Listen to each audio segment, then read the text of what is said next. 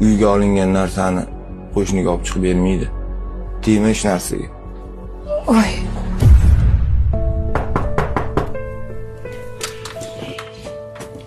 Voy, ki?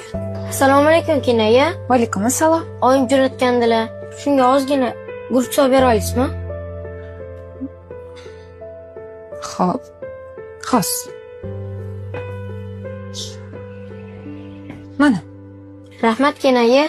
Xo'p, arzimaydi.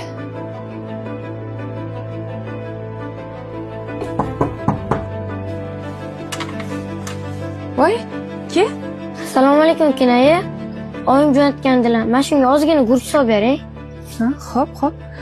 O'zi bolam qayerda turasan? Shu mahallada. Yaxshi. Hozir guruch olib chiqaman, birga uyingga boramiz, xo'p? Xo'p. Oyi, qarab oling. Voy, keling. Assalomu alaykum. Yaxshimisiz? Rahmat. Tinchlikmi qo'shni?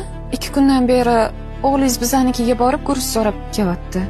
O'g'lim, bor, ichkariga kir. Uzr, men hijolatda yana siznikiga chiqardim. Kecha boshqa qo'shnilarnikiga chiqargandim.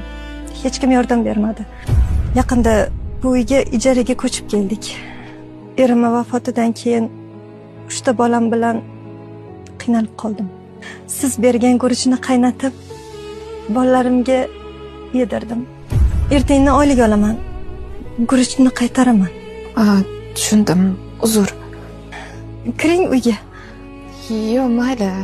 Men haliroq chiqaman. Yaxshi o'tiring. Voy, assalomu alaykum adasi, yaxshi keldingizmi? Va alaykum assalom. Qayerda yuribsan? Ko'chadan kelsan, uyda yo'qsan? Qo'shnimiznikiga yangi ijarachilar kelgan ekan. Bir ayol, 3 ta bolasi bor ekan.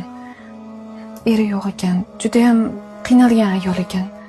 Ko'rib to'g'risi, rahmim kelib ketdi. Uyga kecha bozorlik qilib kelgandik-ku. O'shani olib chiqib bermoqchi edim. Uyga olingan narsani qo'shniga olib chiqib bermaydi. Tegma hech narsaga. Voy. Onasi, senga bitta taklifim bor. Xo'p, qanaqa? Umraga boramiz deb yig'ayotgan pulimiz bor-ku, shu pulni shu ayolga olib chiqib bersang. Juda qiynalgan do'stlar. Balki Alloh bizning umramizni qabul qilar. Shuni olib chiqib ber. Adasi, Alloh rozi bo'lsin sizdan.